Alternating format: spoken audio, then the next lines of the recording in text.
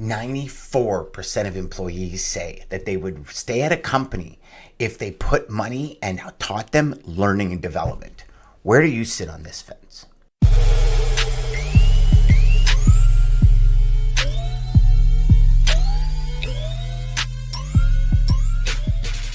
Hey everybody, welcome to another episode of Sales Chatter, and today we're going to talk about the power of personal development in sales. Now, for all of you that might not believe in personal development, right? This isn't a hokey rose-colored glasses where every day is filled with amazing stuff and no matter what happens, it's okay and all this. What I'm talking about personal development is your personal and individual growth inside sales.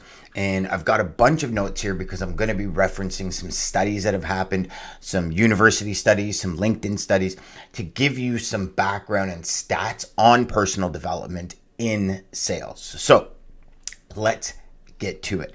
Number one, we're going to go through 4 different parts here. So number one, we're going to talk about the psychology of sales success. Number 2, we're going to talk about continuous learning and adaptability. Number 3, we're going to talk about goal setting and achievement. And then we're going to finish it off with resilience and stickability.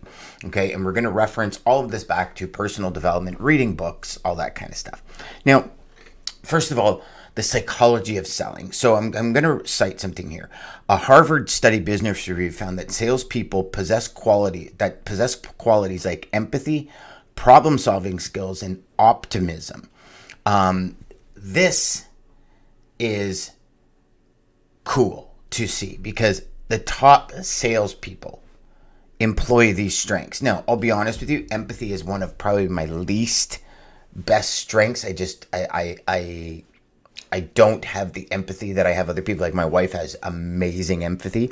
I don't. It goes on to say that this study that mindset isn't just a part of the game, it's the game. And I'm sure you can all agree that mindset is the game in sales, right? I mean, what other career do you get told no a million times a day and still pick up the phone and keep going, right? So this psychology that we have inside of us, the psychology of success in our head for sales is a lot different than most other industries or even careers, right? You look at say firefighting, for example, there's huge risks in this, but you're not being told no every day by somebody who you want to be a customer, right?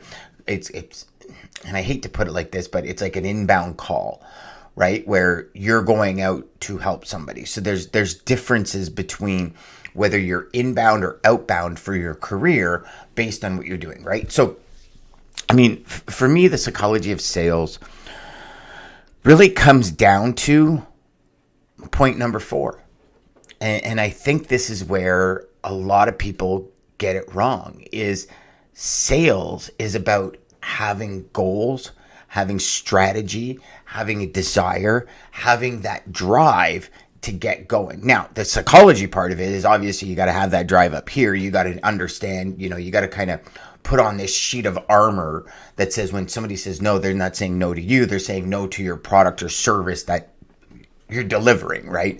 But that psychology part of us tells us, and you've probably been through this if you've been in sales for a couple of years, you get to a point where you hear no so many times that it impacts you, the individual, right? So how do we fix that?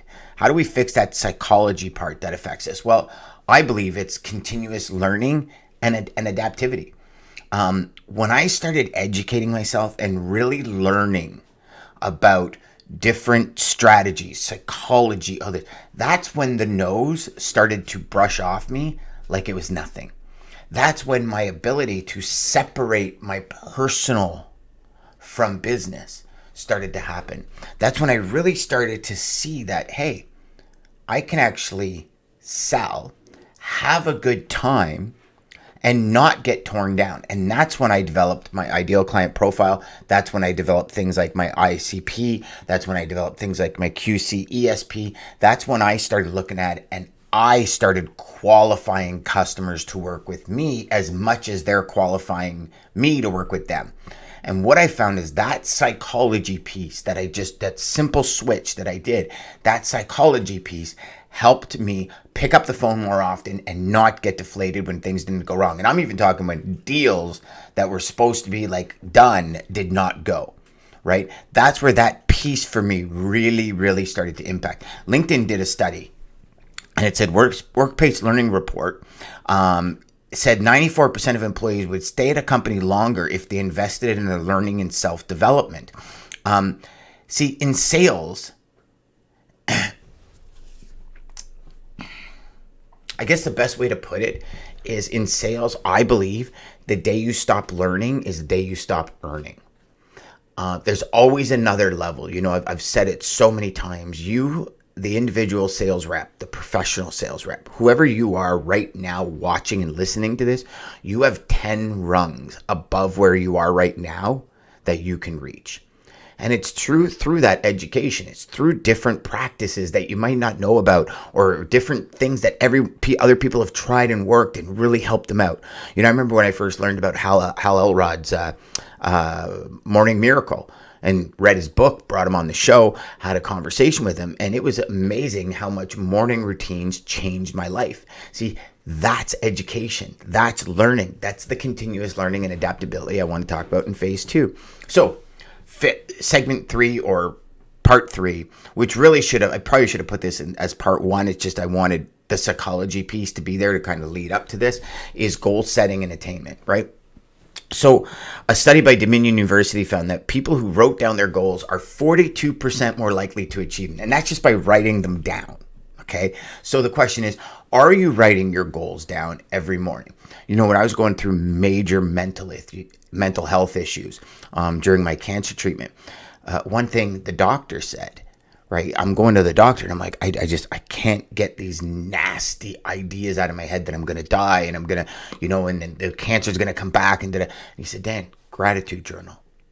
You'd be amazed at how your life changes just with a gratitude journal. So I started writing a gratitude journal, and all of a sudden, before I knew it, my mental health is getting better. Do I have episodes and relapses? For sure. I think we all do. It's like anything, but just writing that down. So now every day I write down my goals, not only my goals, but I write down my goals for the day, my goals for the year, my goals for 6 months. And I just keep up this right here, this one right here. Oh, it's probably just off camera, but I use that to write down my goals every day.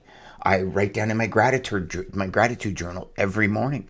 And you know what? It just changes that psychology, it changes the perspective. It changes that mental state that we're in. And it goes on to say here, so one of the pieces that I put here, I wanted to kind of do a phrase. The goals are like your GPS for your sales journey. So that's what I want you to think of goals as. Not as like, oh, my company's making me. It's my GPS. It's my directional guide for what my day, week, month, year is going to look like. And then finally, I want to talk about resilience and stickability. Now, see, in sales, I believe resilience and stickability isn't optional, it's mandatory. Because if we are going to be our best in this industry, we've got to be in it for the long run. And, you know, resilience and stickability, it's everything. It's everything. I mean, I think about it like this. I'm calling people that have no idea I'm alive and asking them to put their credibility, their image, their brand in their company in my hands. Now, if I didn't have resilience and stickability and follow up when I said I was going to follow up, and make the calls when I said I was going to make the calls, and show up for the meetings when I said I was going to show up for the meetings, and do the little things that other people forget to do because they get tired of the rat race or they move on to other things, then that's going to give me the stickability to have that prospect know I'm responsible, I'm dedicated, I can help them, right? The one thing about sales, specifically in our industry right now, it's all about trust. And that individual logistics manager, traffic manager, load planner, whoever it is, trusts you because you've upheld your end of the deal while you were making sales calls, right? So that's the stickability piece. And not only that, it only starts when you get the customer. It doesn't end. That stickability, that continuous learning, that emotional intelligence, that goal succession, that drive should be even bigger once you get the customer, because now you want to help that customer achieve their goals. Now you're not only looking to achieve your goal, you're looking for somebody to help somebody else achieve their goal. And then you add 10, 15, 20 of these to your sales, and now all of a sudden you got yourself a game, my friend. You got yourself a game. And this is the big piece of sales success. This is the big piece of personal development. So I'm making a suggestion here that you first start with a really good book. One of your favorite people, go to YouTube and just type in personal development. Start watching shorts. Don't watch full videos, just watch shorts. And the individuals that you connect with, find a book or go to their YouTube channel, subscribe, and start listening to their stuff. And here's the thing. With every video, start every video with an intention. I am going to learn X, or I'm going to look to learn X in this video. And it's based on the title, based on the information below, like on the description. Is what am I going to learn is, okay, I want to learn this one piece and learn it. And even if you have to watch a video 3 times, if you got to break it down, hell, even if you got to email the creator of the video and say, what did you mean by this? This is what I mean by that true stickability and really diving into personal development.